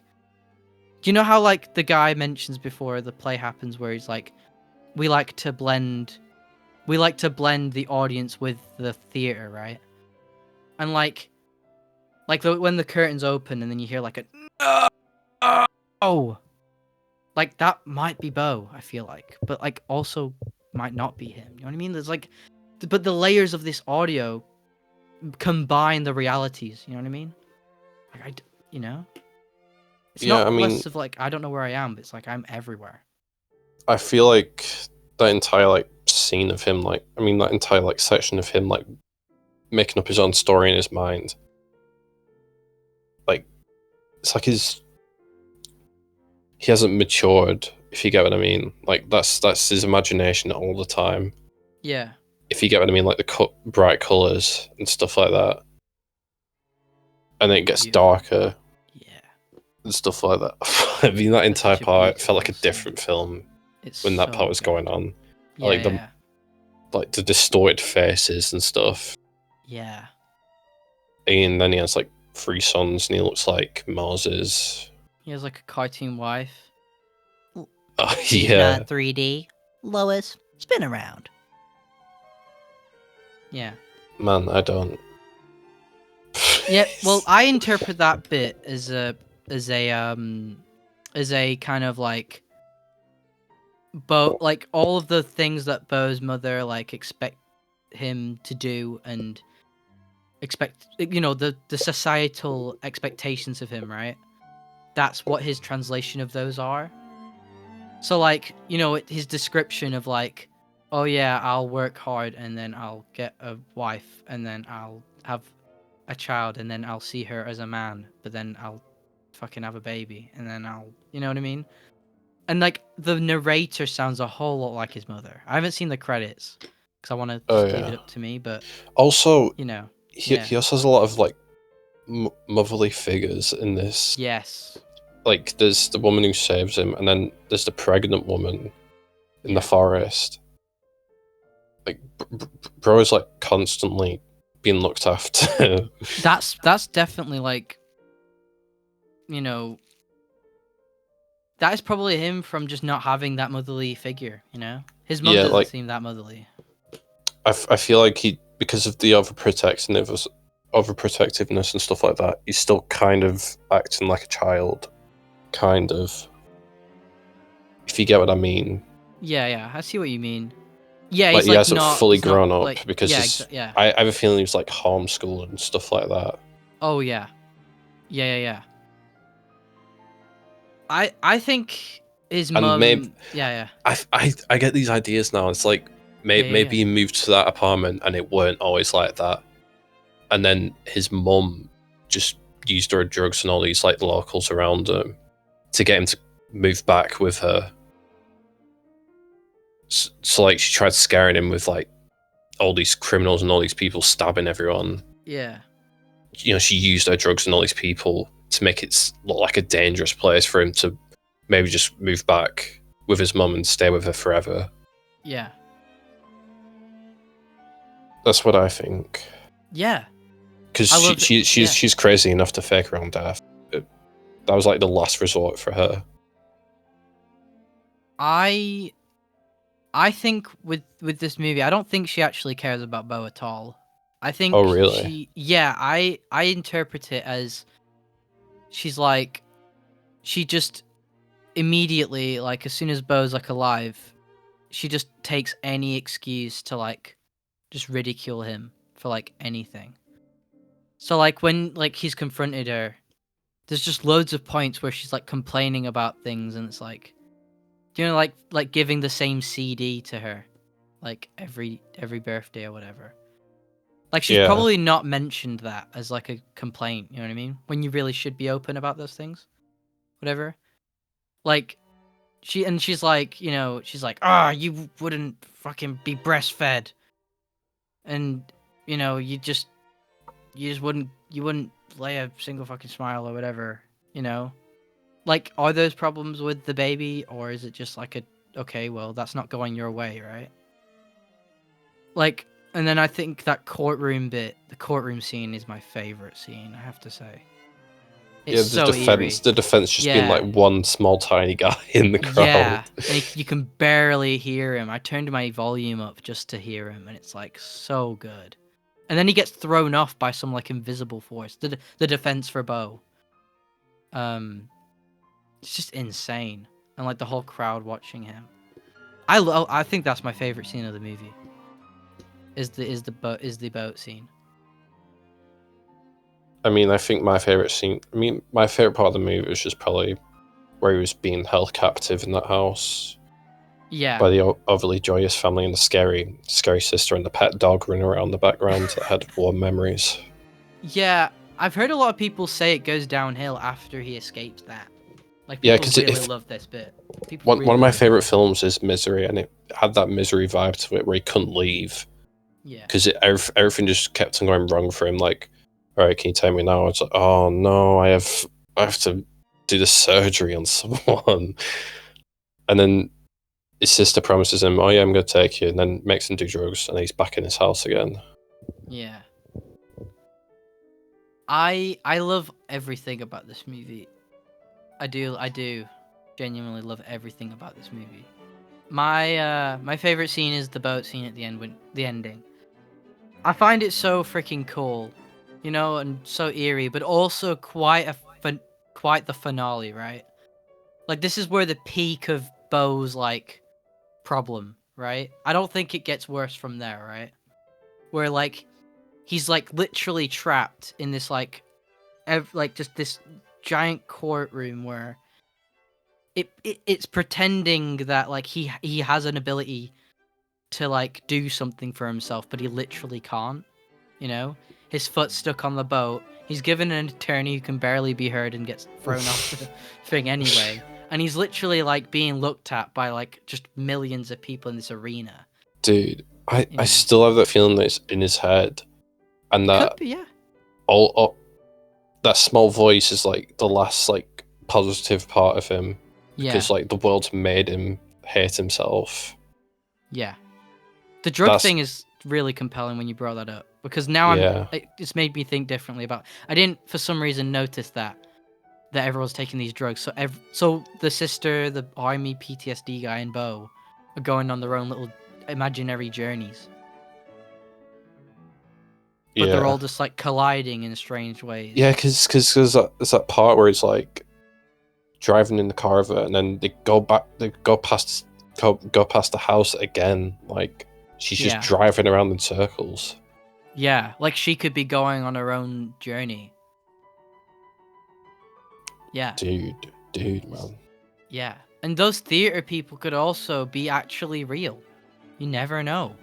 They're all on their own little PTSD journeys. I think he was lied to. Oh my god. Yeah. I'm like fully convinced his mother's like overprotective, because she told him, yeah, you're gonna die if you do anything sexual. Yeah. And then when he does, it's the woman dying. The woman what was freezes that? up. Like, what was Freezes that? up. I didn't get that part. I genuinely think that's just his fears. The penis fears. Cannot stop thinking about it. Dude, because he has that imagination of having like 3 sons and stuff. Yeah. Man. So this weird. film has a lot of imagination. This movie's very creative. There's a part where he's like having a flashback or something, and then as soon as it goes out, like water crashes around the flashback. It's such a weird shot. It's so cool though. Yeah. And this movie has a lot of effort.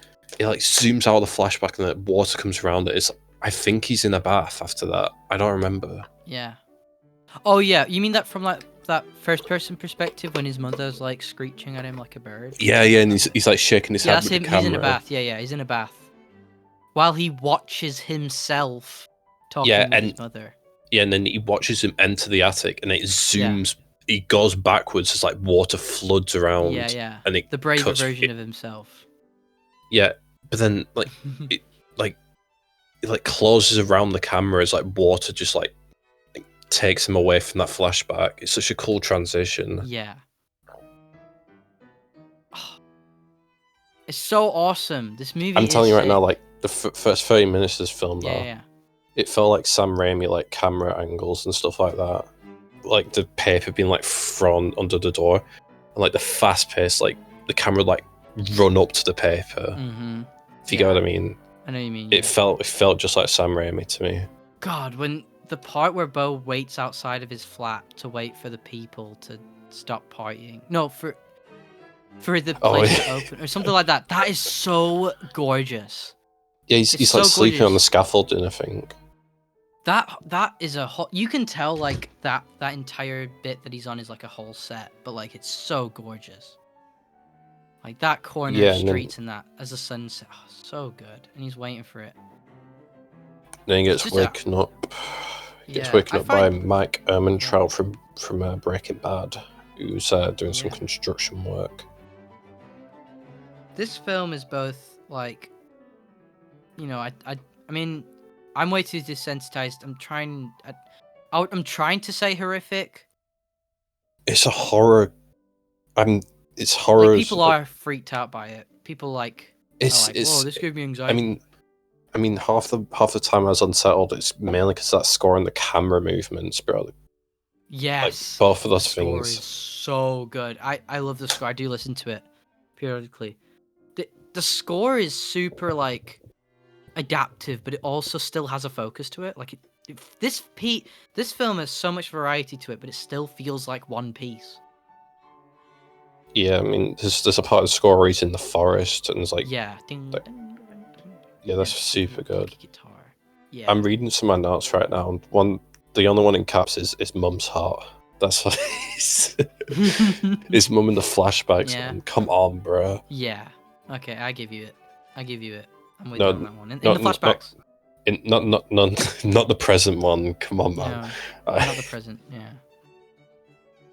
Yeah. In the Oh flashbacks. yeah, I also noted on the angel's wings being like having like a frame, like a Yeah. Spider-Verse type like frame Yeah, rate yeah. thing.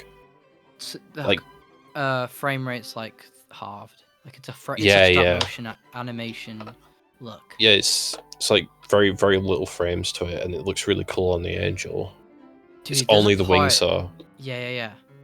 There's a part in that storybook scene that I find awesome, and it's just like the amount. If you look carefully, you can see there's a part where there's like trees, and they're like made out of paper, and it's like obvious, right? And it's like, and there's like, do you know like the wrinkles of a tree? I don't know what to fucking call it, but like the lines of a tree. I don't know what the fuck. You know what I mean? Uh, Do you know like the lines and like the holes of a tree? Like when you look at a tree, there's like a bunch of like lines and creaks in it. Like if you were to shave a tree, you could shave that stuff off the brown fucking outer layer. Bark? bark, Bark? Is it bark. I get what you mean though. Tree. Yeah, that bit. If you look carefully on the well, not that carefully, but like you can see that they make up like eyeballs that always look at Beau in that storybook scene. Oh my god. And you know what? The camera changes like a position. And you know those paper bits are like practical static trees, right? They have like made new trees per like the different camera angle, so the eyes are perfectly laid out onto him. Like it's just incredible. Like I'm just Yeah, like like- enamored by the movie. There's so many like actual like practical sets in this. Oh yeah, Like that's what I mean earlier by like believing the budget for this, because like yeah. the sets on this like awesome, dude. But the thing is though, is like in comparison, it's not an over budgeted movie. It's actually quite cheap in comparison. It's like a lot. Yeah, it's like, It's insane. The budget was kept very well. well, yeah, I don't think they did. Did they do that much marketing for this film? I think it's the most marketing an A24 movie had at that time. So there was like some bus adverts in New York. No, not bus. Like there was like a train ad that was spotted in New York, but it wasn't like that much. Despite being like a most expensive A24 movie at that time. Yeah, So not much, I'm guessing. Like they took a risk on this movie and it did not pay off, but A24 is always earning good money anyway, so it's not a big dent. oh yeah. But I would love more movies like that. Come on. Obviously didn't earn that much money, so might be a bit scary for an investor to invest in something like that. I love the journey aspect too. There's such a when I watch it, I feel like this is like an epic journey. You know? Just the way it is. I don't know how to put it, but it's the lighting, the score. It's not like a big like forced like huge orchestra with all of these CG like oh yeah, but you know like He's kind of accidentally moving to places. I feel because at the start Oh, of the yeah. apartment, He he isn't stumbles, yeah. leaving there. He just kind of gets run over and taken to a new place. yeah, And yeah, then yeah. the next part, when he's running away from the family war dog, Yeah, um, yeah. he's just running into a forest and he bumps into a pregnant woman. Yeah. Then the next Dude, part, yeah. he's running away again, and then I don't know where he hitchhikes. He gets a Yeah. ride over to her house. Yeah. Like he's just accidentally ended up in places. That is true. But like I still feel like it's a journey. Like I don't it's just because of I think it's because of the themes and the imagery that keeps like being reinforced. Like you said, like the motherly figures or whatever. It all feels like this is his journey. Yeah, he's stumbling but like into these bits, but I feel like this is like one big piece. I'm just enamored like how it feels, even though any other movie trying to handle this may accidentally become like a disjointed mess. And a lot of people call this that. But like personally, I can't help but see it as a pretty outrageous but also quite beautiful like movie about this guy who just cannot get a break in this movie. Cannot Oh catch a yeah, break. Ugh. I think the confrontation with the mother is a big problem if you're not into the movie. Like if you've not been trying to like pay attention or trying to piece together anything, you will just completely not get anything out of it. I think that's a problem that could potentially happen. Do you know what I mean? Because like that's a big part of the movie. Like I think it's genuinely like I can't say the time because the time passes by really fast for me with this movie. But yeah, but there's like I think people say it's like a long time, right? It's like the largest part of the movie is the mother bit where the confrontation with the mother when he gets to the house. yeah, and the weird therapist smiling. Yeah, like that scene is like answering, I think, quite a bit of questions if you've been piecing things together or trying to. Like you But go, it oh also, right, but bro, this. she is still lying to him. I swear, she Oh might be yeah, of lying to course, him. maybe, yeah. But Ah, I'm still trying to figure out a goal for like making him feel bad about all this stuff. Maybe so that he pays more attention to her and that he I stays with her more. I think it's just. I mean, I'm on the opposite end. I think she just hates him, but also Dude, it doesn't want to can't be like that, let man. go of. I don't think, but like They doesn't wouldn't. want to They let would. go of him because it's like Man, traditional. I always say like that opening scene is probably the most important part of my Yeah, like reason for yeah, that. fair enough. Like the when he's born. Yeah, Yeah, fair enough. Okay, I see it, and then the eyes in the. Yeah, yeah, I get it. he has cameras watching him everywhere. Like if she didn't care for him, she wouldn't have all these cameras following him and all these Yeah, people working for her, constantly calling about him. Then she switches up her attitude when he can't come. mm. She's like secretly like seething that she can't have him to herself. I don't know. I. That's just my point. Oh no, it's completely fair. I mean, this movie, I will not, say like different people say different things about it. You know, about the narrative, and I think those are my like favorite movies, but they don't happen often, or if they do happen, they could mess up that kind of formula of like, okay, are we being a bit too nonsensical? You know what I mean? Like, or is there nothing left for people who just want to enjoy something? I think this movie stars a pretty good balance.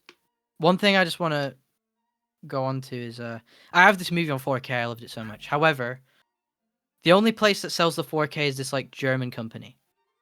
So I had to order a German 4K. Do you want to hear the opinions or the reviews on the back? Hell yeah. Actually, I don't know if it's French, if it's German or Italian. It might be Italian, but I'm Let's gonna read hear them out anyway. Mamma mia, dieser Film ist ein Trip. 'em. The film is interesting. Okay, is that you? Yeah, I you know a learned bit of got a German. bit of German from Duolingo, right? You still got a streak going. Yeah, but I've switched over to music. All right, the music Duolingo. Yeah, I get to play piano now. Fair enough. The another one was Joaquin Phoenix in Hochform. What? Say it. Joaquin Phoenix in Hox form.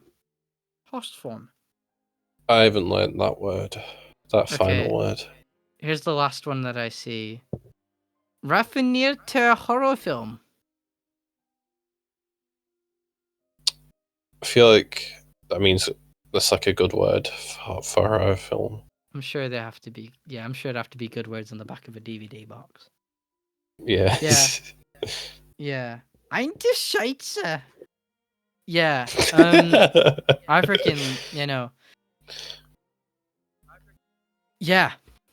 yeah. This is one of my favorite films ever. It's And so all over the place. It's like funny and Yeah. it's horror and it's kind of sad. Yeah. Especially the end where he like sinks under the boat and then the Oh, credits dude. just appear on scene I on the love that. screen. I literally can't help but just stay for the whole credits every time. Like, I'm like, I is he love just being left drowning in like all these problems and like maybe he does actually like maybe he does like because Yeah, he he's does definitely sail drowned, out. dude. Yeah. Yeah, he I has think he's drowned, definitely but drowned. I still think that he's imagining the court thing, but he has drowned himself. Yeah, with the film, I fucking love how in that ending, it's just so concrete and so like climactic, where he's like asking for his mum, which like, and his mum's just not doing anything, and then he's like, he just Bro, immediately when he has the realization that he's like actually alone and it's okay to end it here. You know what I mean? Like he just stops all yo, emotion as like the boat just shakes and shakes. It's so awesome. And then obviously the boat fucking explodes and then he's underneath it. I love how you can see the bubbles. I've got the entire plot of the film now, bro. Yeah. He gets so angry at his mum for like watching over him and stuff like that and all the time and being sort of protective. He strangles her, ends up Yeah. killing her, and he runs away with the fear again, like he always does. He runs Yeah. away because he hates being a coward, but he is a coward. Yeah. And then that last part, he said like it's the end for him. He doesn't have anyone else. Yeah. I love the way the boat shakes. I don't know how they did all of that. I mean, I know it's Yeah, a like practical set with the arena, but still.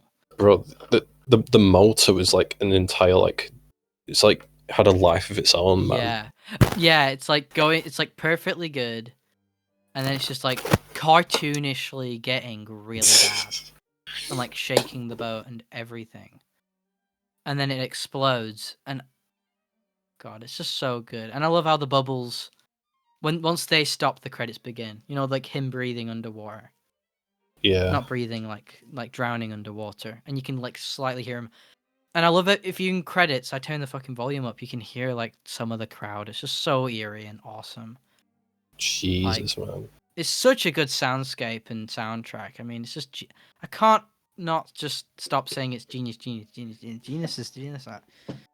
It's just I just absolutely adore it. I understand people not liking it, and I don't like fight for my life on the movie. I don't like force it in people's faces. There's a lot of movies I love that I don't force in people's faces, right?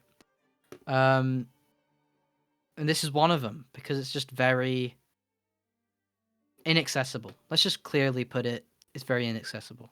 I mean, what do you think, Finn? You think it's inaccessible? The more I movie? think about the film, the more I like it. But I mean, I watched the first half. I watched the first hour with my dad, and he's like, Yeah. "So, how'd you come across this film?" He's like, "Andrew recommended it." He's Yeah. like, "I God knew damn it." Yeah. he also watched Dream Yeah, Scenario I with me. know. He was like, Yeah. "Oh my god, Dude, Andrew he's has gonna be some seeing weird me differently, dude. choices." He's gonna be seeing me differently, bro. I was like, oh no, wait, should I tell him not to watch with his dad? Do you know what I mean? Thankfully, he didn't watch the other 2 hours with me Yeah, because, yeah, like, it'd be I think different, those are yeah. a lot worse. I mean, it's a lot worse if you're not interested because it actually takes time to actually build up a narrative from a time where you may or may not have been paying attention. Do you know what I mean? It's not like you have to have like all the attention. You just have to be thinking like, wait, what? Uh-oh. Andrew. Oh my god. Hello. Subscribe now! But were you liking Outright then, or was that You just cut out from my end. All right. Right. Do you think I should give warnings like in the future? Like, because I was really tempted to do it with this one because I was like, oh god, if he watches it with the dad, I don't know. If he didn't like Yeah, Dream Scenario, it's not this one. This one's not it. yeah, bro. You can give me ones. I'll have to, yeah. Because there was boobies, bro. There was boobies. Oh Big right, time. yeah, yeah. But there's age ratings in the Netflix. You should. I mean, you weren't there for that scene, but I was enjoying that scene.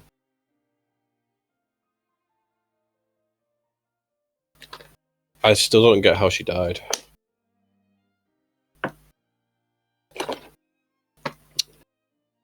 This can't be me. I'm trying.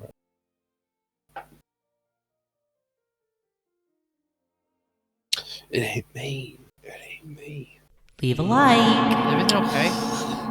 What's happening with you, man? You keep on cutting out. Do I? Yeah, you just don't speak for like long periods of times. Don't know if it's like your internet or something. Mm.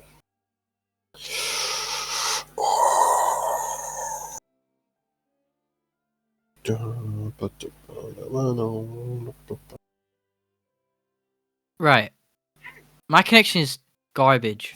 So Let's quickly wrap this up. right, okay, right. What's your final thoughts? If you didn't already while I went, unless you did have final thoughts. At the start of this review, I was thinking 3 stars. Yeah, At the end of this review, I'm now thinking 5 stars. yeah. I'm 10 out of 10 for this movie.